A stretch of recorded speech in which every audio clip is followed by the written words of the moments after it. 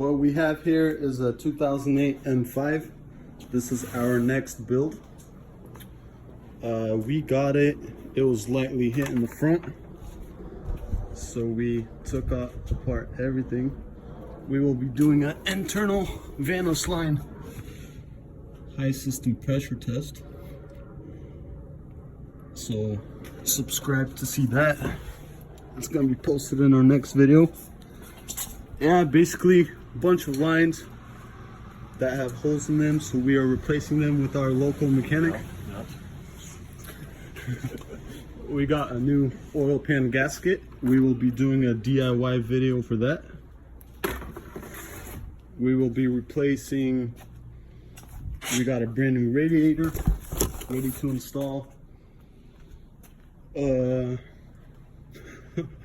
For sure.